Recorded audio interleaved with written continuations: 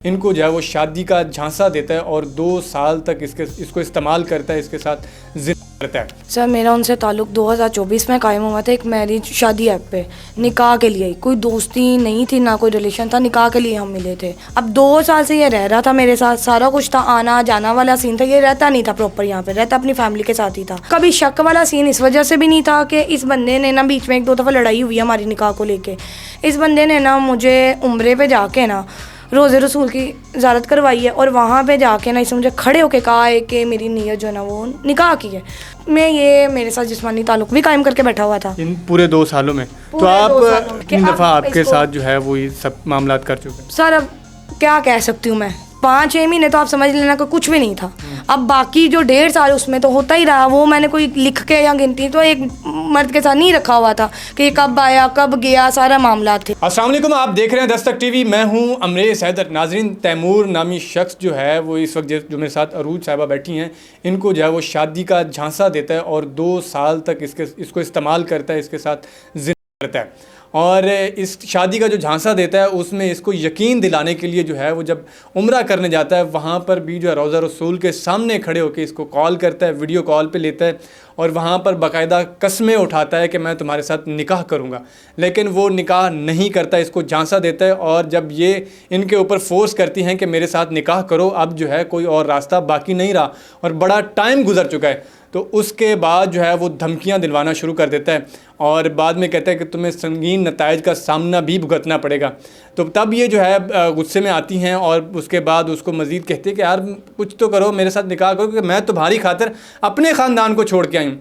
और ये इस वक्त अकेली रह रही हैं और जिस मकान में ये रह रही हैं ये मकान भी उसी का दिलवाया हुआ है और उस डॉक्यूमेंट्स के अंदर भी यही लिखा हुआ है कि ये मेरी वाइफ़ हैं, हालांकि इनका निकाह नहीं हुआ।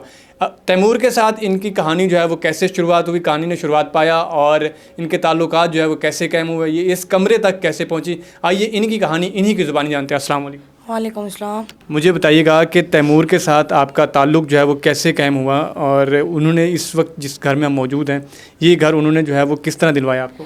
सर मेरा उनसे ताल्लुक़ 2024 में कायम हुआ था एक मैरिज शादी ऐप पे, निकाह के लिए। कोई दोस्ती नहीं थी, ना कोई रिलेशन था, निकाह के लिए हम मिले थे।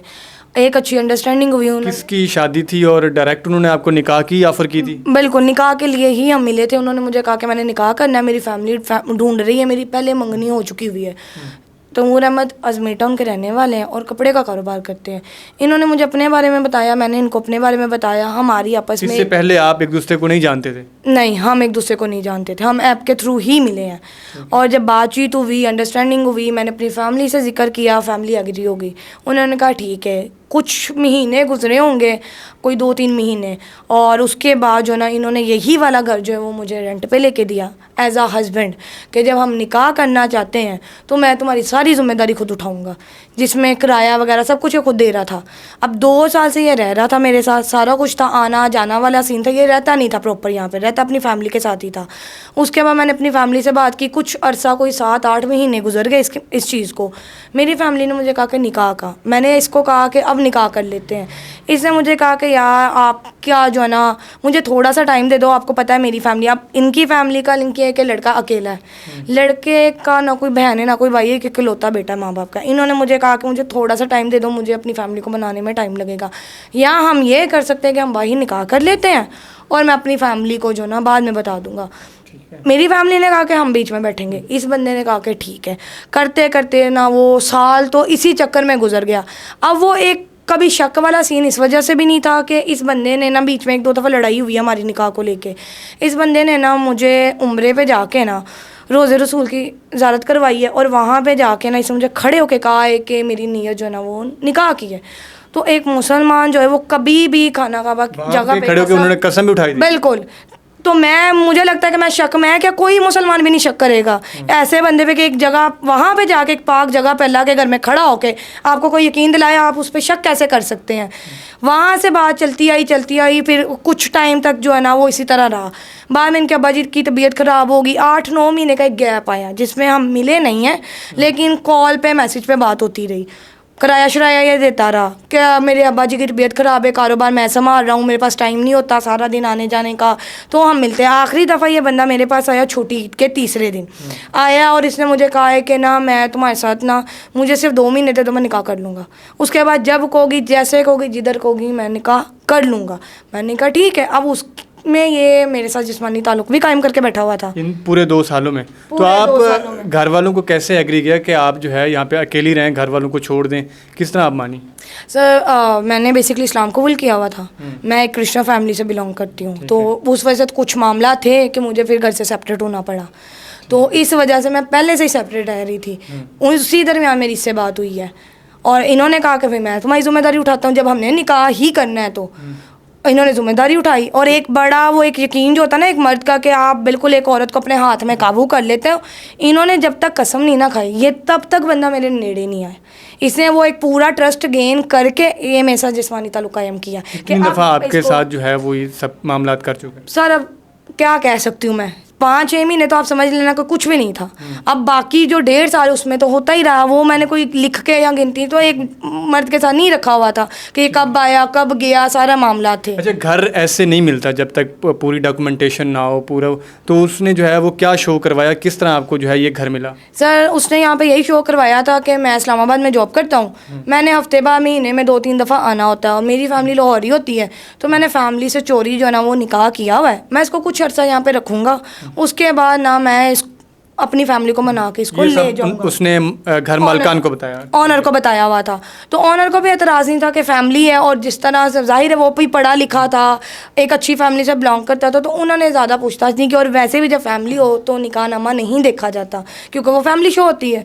और इन 2 सालों में, बल्कि ये तीसरा साल है कि यहाँ पे कोई कभी आया ही नहीं उसके अलावा, तो वो कैसे कहते कि भाई हम फैमिली नहीं थे। इस वजह से ज़्यादा उन्होंने वेरिफिकेशन भी नहीं की क्योंकि एग्रीमेंट भी इसके नाम पे हो गया एज अ हस्बैंड के नाम पे कि एक जिम्मेदारी एक बंदे ने उठा ली, तो वो रिश्ता इस तरह तो था नहीं।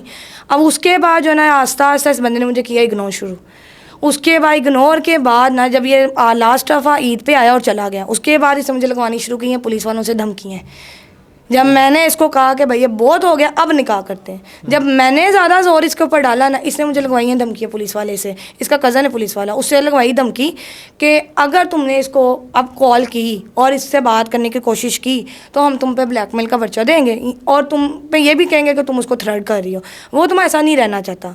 मैंने कहा उसको कह के ये बात मुझसे खुद आके करे, वो नहीं करता बात। अगले दिन वो आता है और वो मुझे कहता है मुझे तो पता ही नहीं कि इसने तुम्हें कुछ ऐसा कहा है, मेरे से तो कोई बात नहीं हुई, फिलहाल मैं अभी निकाह नहीं कर सकता, मुझे थोड़ा टाइम दो, जैसे जो चल रहा है उसको चलने देते हैं। अच्छा, उसका जो कज़न आपको धमकियाँ देता है उसका नाम क्या है और उसके आपके पास सबूत सारे मौजूद हैं? सर उसने मुझे एक ही कॉल की है, नंबर उसका मेरे पास मौजूद है और एक ही उसने मुझे कॉल की है और नाम उनका है ASI है में थाना में है। वो कॉल रिकॉर्डिंग आपके पास मौजूद है? सर कॉल रिकॉर्ड क्योंकि एक अचानक कॉल आती है तो हम मुझे तो आइडिया ही नहीं था। तो फिर आप कैसे साबित करेंगे उसको? सर मैंने तो पुलिस को कहा कि मैं नंबर देती हूँ, आप उसकी कॉल रिकॉर्ड निकाल लें, यहाँ आप चेक कर लें कि उसकी कॉल मुझे आई है कि नहीं आई, वो आप कर सकते हैं। अब पुलिस ने कोई भी ये काम नहीं किया, बल्कि उसके बाद जो है दोबारा लड़के ने फिर से धमकी लगाई है मुझे कि मैं तुम पे जो है ना वो पर्चा देने जा रहा हूँ। अब वो मुझे ब्लॉक करता है सारी जगह से, मुझे मजबूरन उसके घर जाना पड़ता है, लेकिन मैं उसकी फैमिली तक फिर भी नहीं गई। मुझे था कि एक दफ़ा बात कर लेते हैं उसके बाद जो भी होगा, लेकिन उस बात के अंदर ही बंदे ने मुझे धमकियाँ लगवा दी शुरू कर दी और मुझे कह रहा मैं पर्चा देने जा रहा हूँ। अब उसी सेफ्टी में भी मैंने भी अपने जो एप्लीकेशन एक निश्चित थाने में दे दी कि इस बंदे ने मुझे 2 साल से जो ना वो जिस्मानी ताल्लुक पर मेरे साथ बना के रखा निकाह के ब्याह पे, तो इसे मुझे शादी का जायसा दे के मेरे साथ जो ना वो ताल्लुक कायम किया। मैं एप्लीकेशन दे के आ गई, अगले दिन इसको कॉल की जाती है, मैं सुबह 11 बजे से लेके रात 9 बजे तक थाने में बैठी रही, इसको कॉल की जाती हैं, ये थाने नहीं आता। 5 मतलब के कॉल इसको होती हैं, ये थाने नहीं आता। 6वीं कॉल पे ये फ़ोन बंद कर देता है। ASI साहब मुझे कहते हैं कि बेटा उसने नहीं आना क्योंकि वो झूठा है, अगर वो सच्चा होता तो एटलीस्ट एक दफ़ा आता, उसके खिलाफ एप्लीकेशन हुई है तो वो आता तो सही ना, लेकिन वो क्लियर करने नहीं आया, इन्होंने फ़ोन बंद कर दिया। मैंने 2-3 दिन ये ड्रामा इनका देखा। अब लड़का जो वो सामने मुकर रहा है कि मेरा लड़की के साथ लेना देना नहीं, मैं अब मुझे तो पता नहीं है, ये नहीं है वो नहीं, पुलिस सुन रही है बैठ के। मैंने हर प्रूफ दिया पुलिस को, पहले तो वो रिश्ता मानने को तैयार नहीं था, मैंने वो तस्वीरें दी, वीडियोस दी कि मैडम ये रिश्ता है। उसके बाद जो है ना वो उसको भेज देती हैं और पुलिस मुझे ना कहती हैं कि मैडम निकाह छोड़ें, बीच का रास्ता निकाल लें। आपका मेडिकल करवाया गया? नहीं कराया गया। लड़के का मेडिकल करा लिया, 10 दिन इन्होंने मेरा मेडिकल नहीं कराया। ये मुझे कहते थे आपके मेडिकल में आना कुछ नहीं है, 2-2.5-3 महीने पहले का वकवा है, मेडिकल को छोड़े। और वैसे भी जब आपने उसके साथ निकाह ही करना है तो मेडिकल क्यों करवाना है? और इन लोगों ने इसी चक्कर में मेरा मेडिकल मना करवाया मुझसे, और बाद में लड़का खुद जाके मुकर जाता कि मैंने निकाह नहीं करना। अब आप क्या चाहती हैं कि मरीम नवाज़ साहिबा की जो ख़वातीन है वो रेड लाइन है? मरीम नवाज़ साहिबा कहती हैं कि ख़वातीन मेरी आखिरी लाइन है, मैं उनके लिए कुछ भी कर जाऊँगी।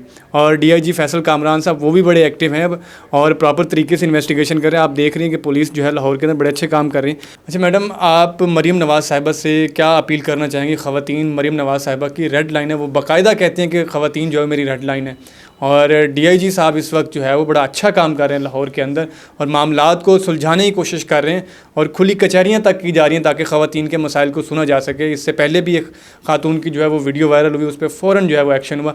आप क्या दरख्वास्त करना चाहेंगे? सर मेरी तो मरीम नवाज़ साहिबा से यही वाली दरख्वास्त है और हाथ जोड़ के दरख्वास्त उनसे मैं कर रही हूँ कि मेरे लिए भी इंसाफ किया जाए, मेरी इन्वेस्टिगेशन जो है ना वो एक फेयर कर दी जाए, जो कि मैं चक्कर काट रही हूँ। खुली कचहरी की जो बात आप कर रहे हैं ना, खुली कचहरी में आज 4 दिन से मैं धक्के खा रही हूँ। मुझे DIG साहब तक जाने ही नहीं दिया जा रहा। कह रहे हैं मेरी इन्वेस्टिगेशन जो है चेंज किस चीज़ की करें क्योंकि आपका पर्चा ही नहीं बनता।